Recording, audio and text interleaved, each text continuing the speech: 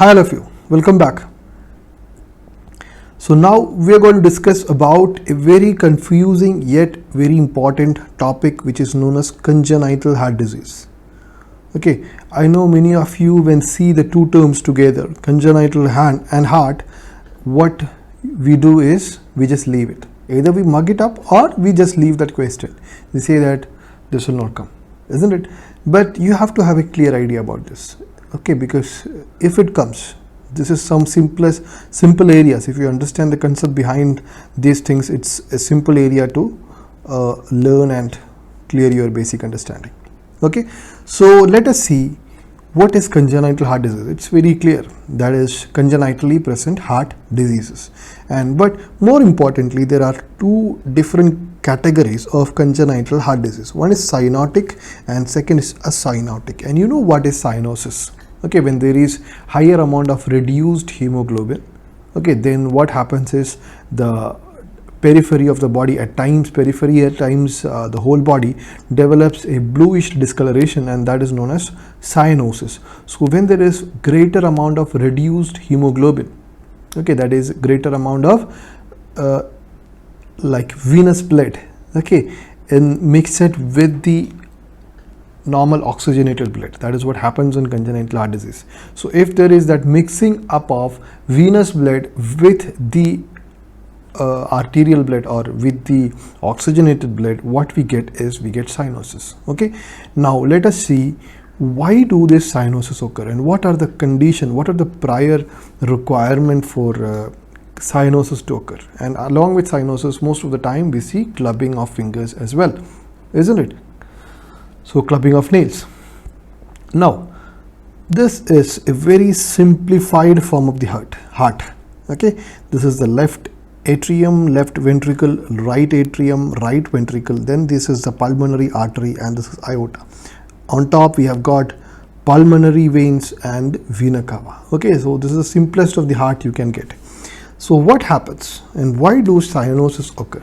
As I told you, when there is mixing up of venous blood with the or deoxygenated blood with the oxygenated blood, you can get cyanosis. Now let us see what is the basic concept behind the development of cyanosis. Okay, now basic concept is like this. As I told you, if there is mixing of venous blood with the or mixing of the deoxygenated blood with the oxygenated blood, then there will be cyanosis. So imagine you get a condition where the blood flows from the right side to the left side because there is an opening which I just drew. So if there is a flow of blood from the right side to the left side, then this is the oxygenated blood, this is the deoxygenated blood. So definitely now this blood is the one which goes into the systemic circulation through the aorta.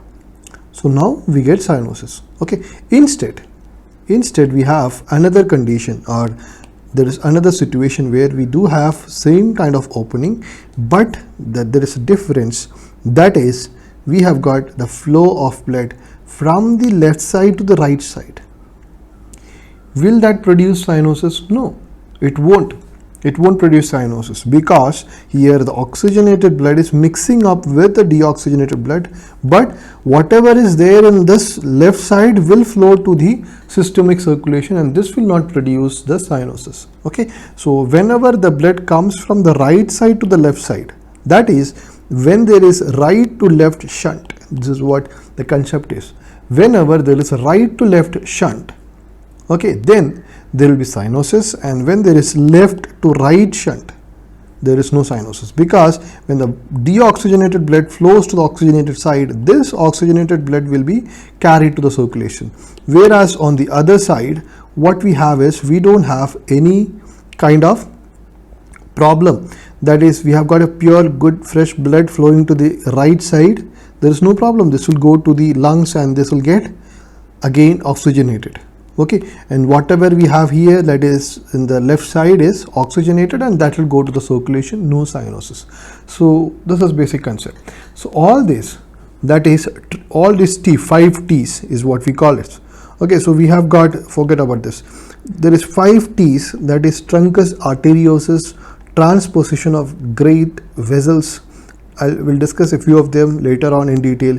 Tricuspid atresia, tetralogy of Fallot, very, very important, and total anomalous pulmonary vascular return. This also I'll tell you what it is. I'll just tell you what all these are, okay, later on. So just know for now it's 5T basically, which is cyanotic. Okay, 5 T's are cyanotic, and this one, atrial septal defect, ventricular septal defect, patent ductus arteriosus, and coarctation of aorta. These four are acyanotic. So whatever is T is cyanotic, and whatever is not T, which is acyanotic.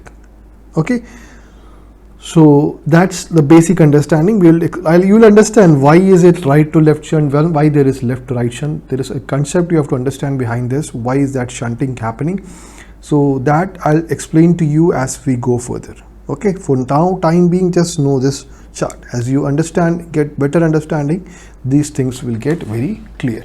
Okay, now coming on to further, one question which was asked for you was the mode of inheritance of cyanotic heart disease.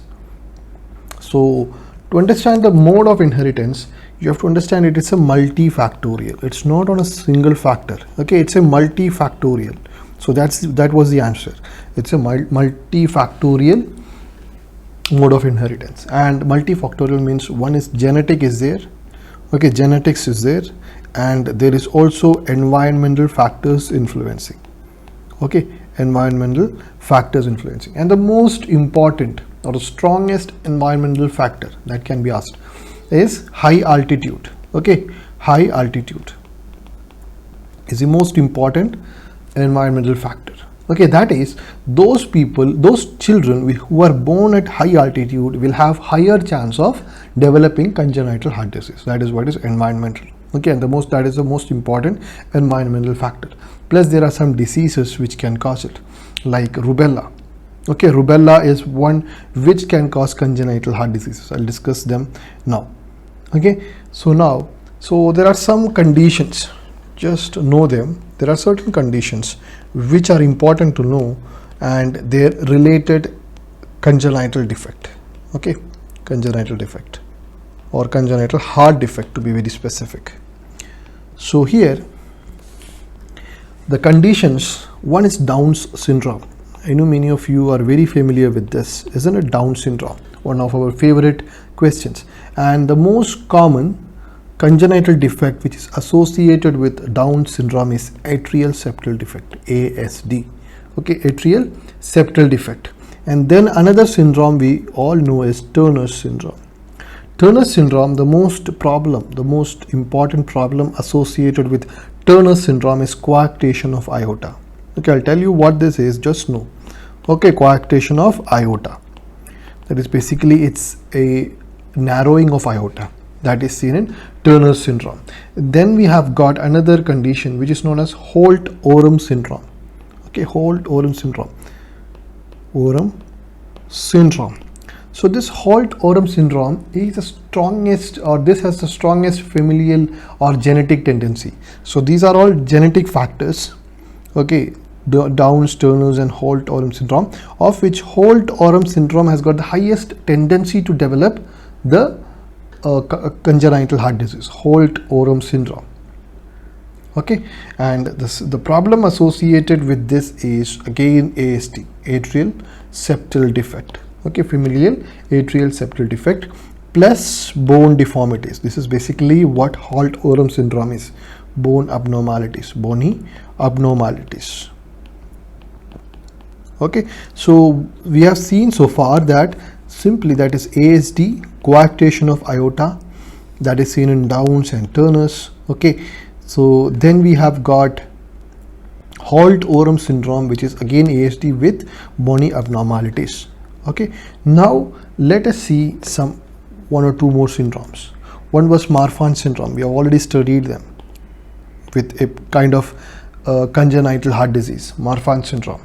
The Marfan syndrome is associated with what? Mitral regurgitation. Yes, we have studied it as an initial valvular heart disease. After mitral valve collapse, we have studied mitral regurgitation, which is Marfan syndrome, which is associated with mitral regurgitation. Okay, then another disease we studied in oral pathology is what? Ellis Van Creveld syndrome. Ellis-Van Creveld syndrome.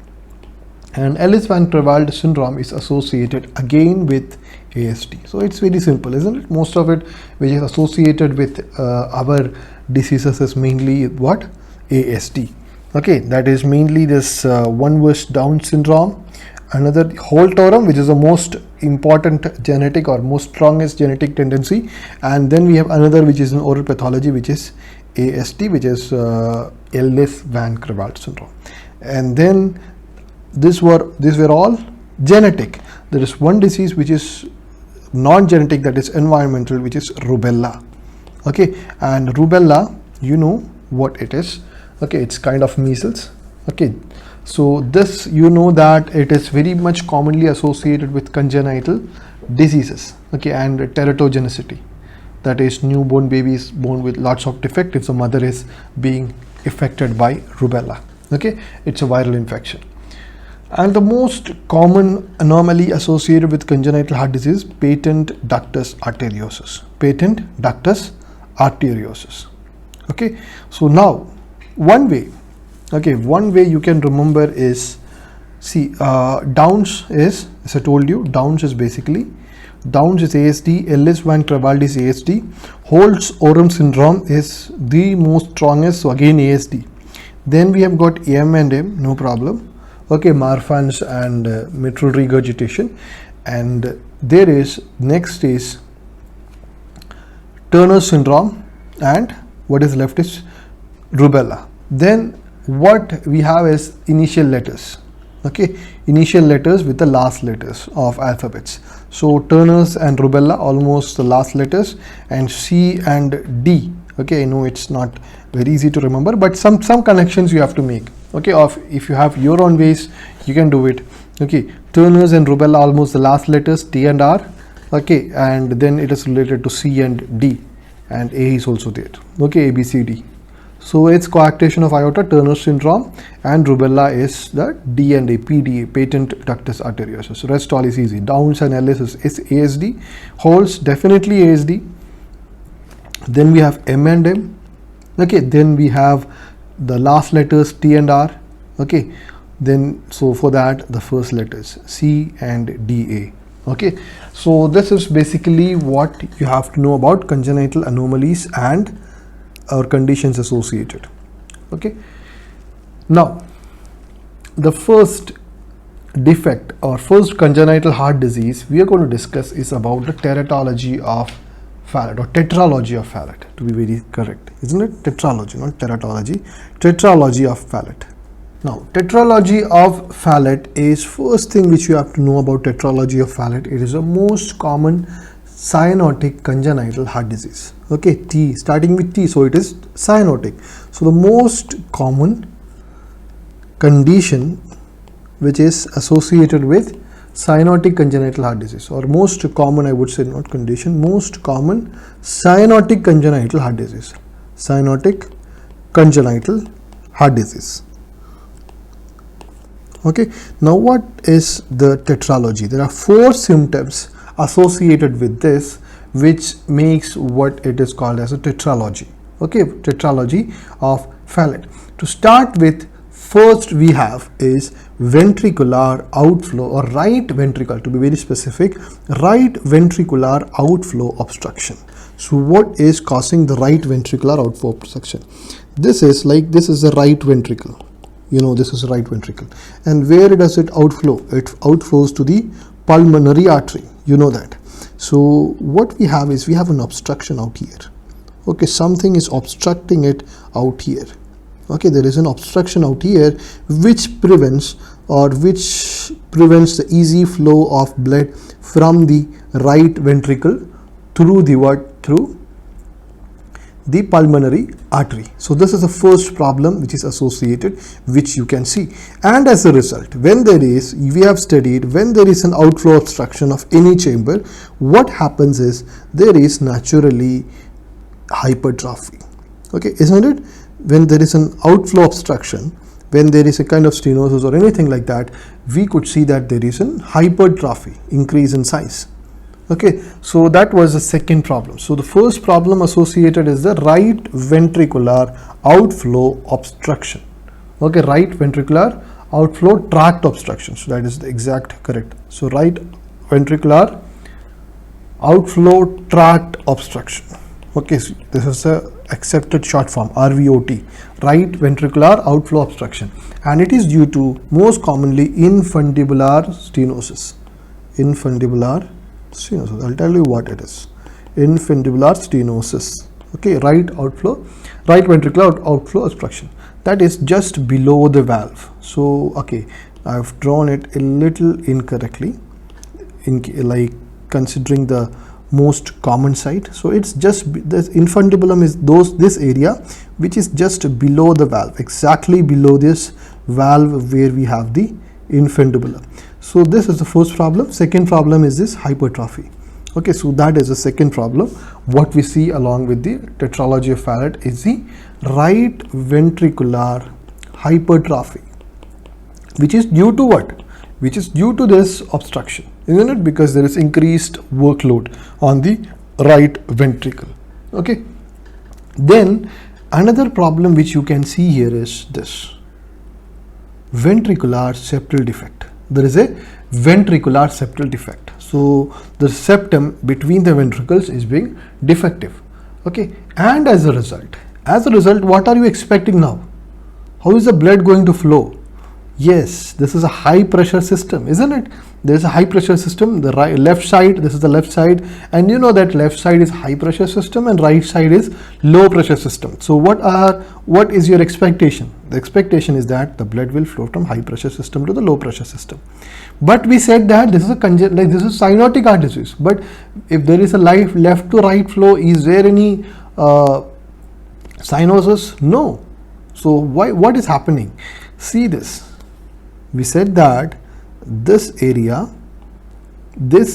is what? This is obstruction, right ventricular outflow obstruction. That means the pressure builds up in the right ventricle. Okay, because of not proper flow is not happening. It's not flowing into the pulmonary artery. Now what happens is, due to the pressure buildup in the right side, in this side, the right side becomes what? Right side becomes a higher pressure system. So unlike what is expected, right side is having high pressure because of what? Because of this outflow obstruction which we saw. So now the right side has more pressure, so more than that of the left side because of this outflow obstruction. So the blood will flow from, so this is not the pathway. It's not from the left to right, it will be from the right to left because of the outflow obstruction. Okay, and this is the third defect. So which is causing, that is ventricular septal defect. Okay, which allows the blood to flow from the right side to the left side. Okay, to the left side. As a result, there is mixing of deoxygenated blood with the oxygenated blood, and this goes into the circulation, and what we get is cyanosis. Okay, so this is the reason for cyanosis here, because of this outflow obstruction. Okay, now next problem. What is the next problem? The next problem is dilated aorta or overriding of aorta. So what is this overriding of aorta? Overriding of aorta means it's abnormal positioning of aorta. Aorta will not be in the position which is expected here. It's not here. It might be much more closer, like somewhere here, like this, or it may be away from there. It will be here. Okay, and there is dilated. Okay, there is dilated aorta. So this is a features, that is right outflow obstruction is the first feature, which is most common in the infundibular, which is in region, that is infundibular stenosis. Then there is hypertrophy, ventricular septal defect, as a result of which there is a right to left flow and leading to cyanosis. Then there is dilated and overriding of aorta. Okay, simple, easy. Now we said these are the four tetralogy. Now if they ask you, like, remember a very important thing, this is VSD and it is not ASD. Okay, this is not ASD. Okay, this is VSD, because in option they will confuse you by giving all of the following comes under tetralogy of Fallot except, and they will give you ASD, and if you don't have clear concept that it is not ASD, it is VSD, then you will go wrong there. Okay, so it's very important to know this. Now there is something known as pentalogy of Fallot. Okay, that is the fifth one. So what is the fifth one? So if you consider the pentalogy, that is fifth defect, then it is ASD. Okay, that is atrial septal defect. Here the defect is atrium is also having a defect in the septum, as well as ventricular septal defect already there in the tetralogy of Fallot. So now it is pentalogy which includes the ASD, or it can also be a problem that is patent foramen ovale. Patent foramen ovale. So what is patent foramen ovale? Patent foramen ovale means same thing, that is there is a foramen out here. Okay, smaller foramen, maybe multiple, not just one. So that is patent foramen ovale, means a foramen which is there in between the ventricle, in between the atrium. So that is another that can be either, that is pentalogy can either be an ASD or an patent foramen ovale. Now let us see what you could see in the physical examination of the tetralogy of Fallot. Okay, physical examination. Physical examination. In physical examination, if you go for a physical examination, what you could actually see is, one is definitely cyanosis and clubbing, isn't it? Cyanosis and clubbing. So if they ask you some questions like a child with this and this age having cyanosis and clubbing and all those things, we'll discuss. This is how you have to tackle any clinical question on this. Another thing is, most of the time they confuse you by saying that there is normal arterial pulse.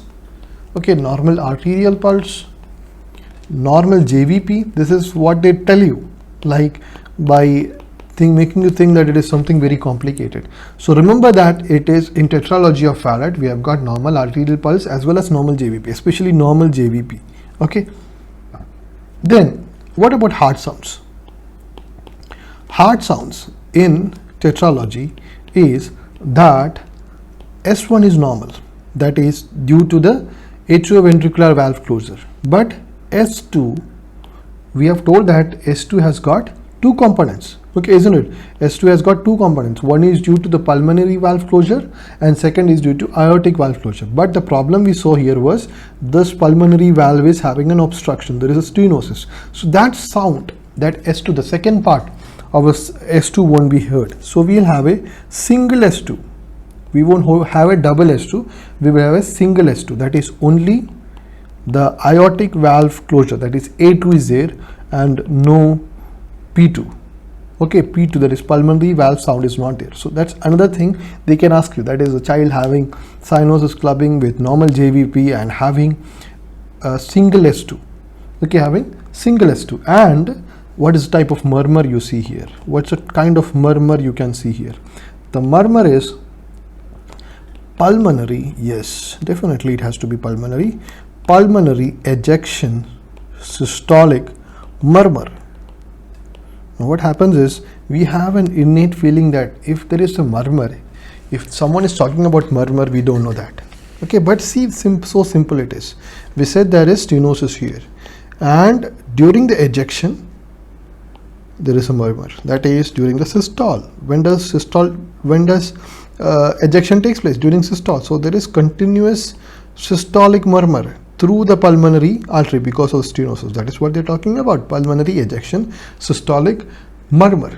Okay, so this is basic understanding of the physical examination. And then you have to know radiographic examination. That's really important. Okay, radiographic examination is really important and very characteristic. That is, they say a typical appearance. What is a typical appearance of it? There is core and subord. Have you heard of this term? It's like simple. There is ventricular hypertrophy. Okay, there is ventricular hypertrophy, overall ventricular hypertrophy, which gives rise to a kind of shoe appearance. Okay, it gives rise to something like looking like a shoe. Okay, that is what is subord. Okay, it's looking like a shoe appearance of the heart in the X-ray. So this is what the typical appearance, that is due to the ventricular hypertrophy we get a shoe-like appearance of the heart, which is known as core and subord. Okay, so this is basically the radiographic appearance of the tetralogy of Fallot. Next, what is just something extra. Okay, management part I'll just discuss a little extra for you. That is this, what is a surgical management? What is a surgical management of tetralogy of Fallot? If at all they ask you, basically, because this is a basic understanding of like some concept here. Okay, that is, we create a shunt. Okay, we create a shunt between the artery and the between the pulmonary artery and the some of the main systemic artery. Okay, that is, I'll show you what it is. We create a shunt between this is pulmonary artery. So here there is stenosis, that is the blood to the lungs is not going from the ventricle through the pulmonary artery. It is very difficult. So what we do is we have here some branches. For example, we have got this as a subclavian artery, isn't it, which is a branch of aorta. Okay, which is a branch of aorta, subclavian artery, especially the left subclavian artery is a branch of aorta. So what we can do is we can make a connection between this pulmonary artery and the subclavian artery.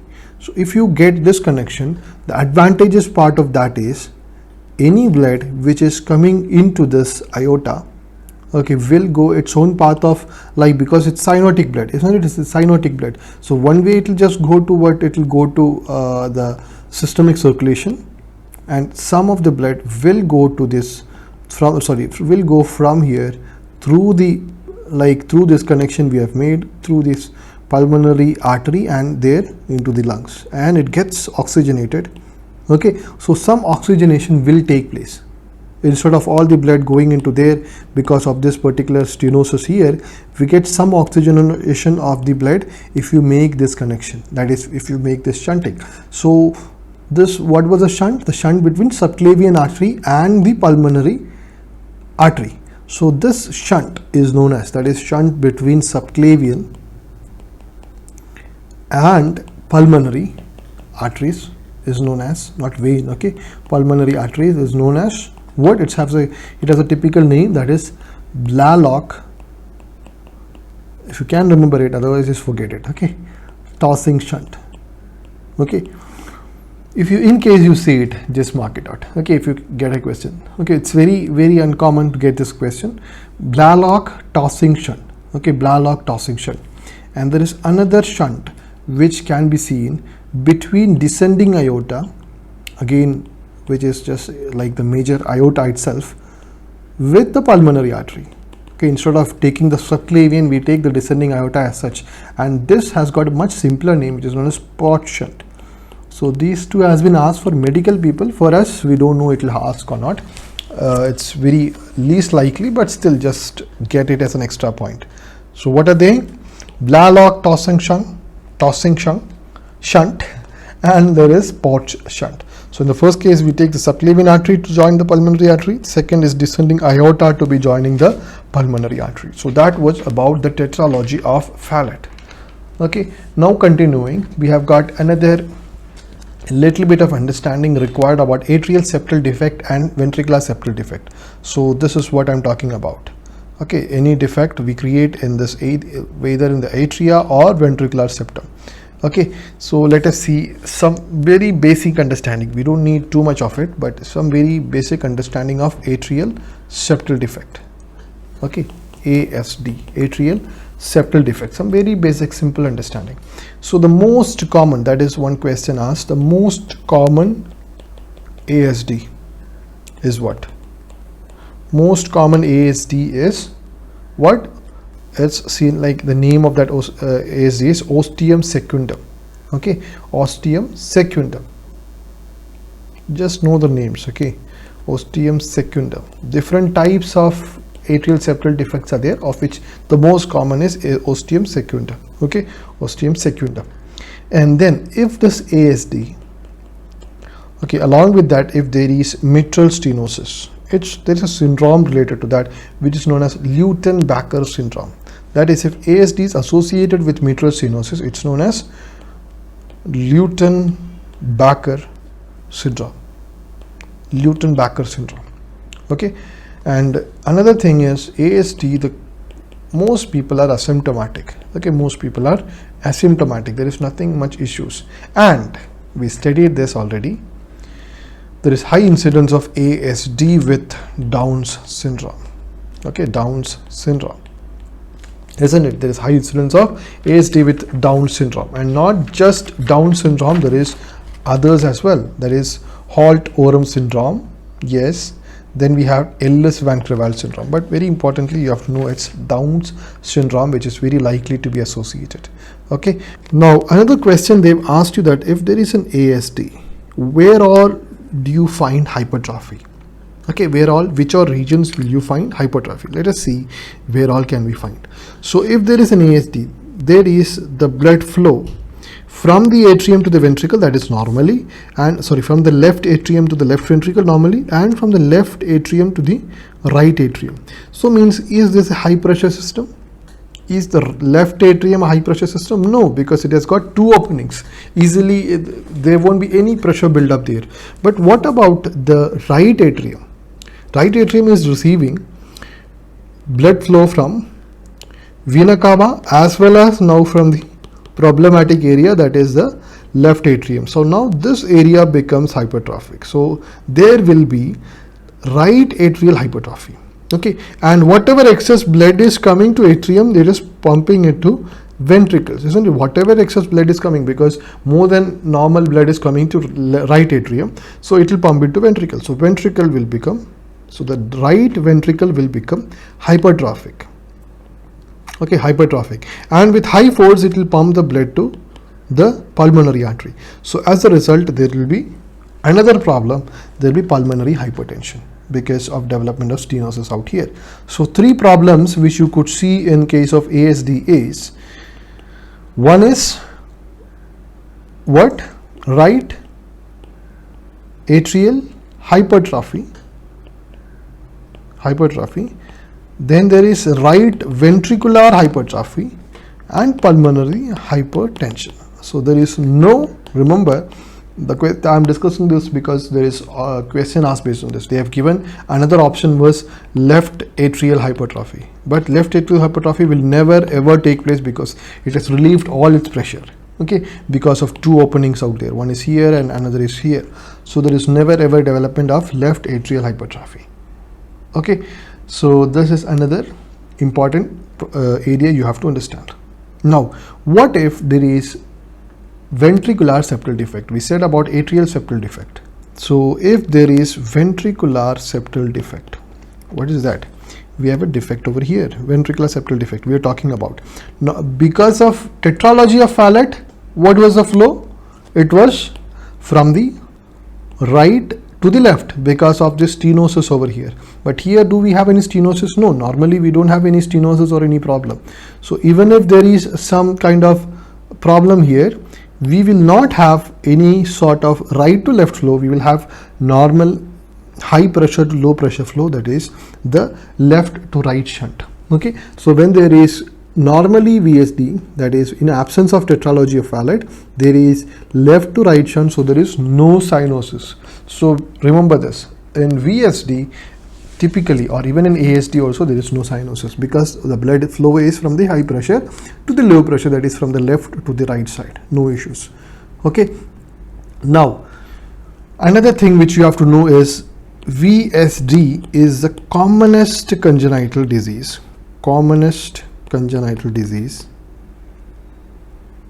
which is affected by or complicated by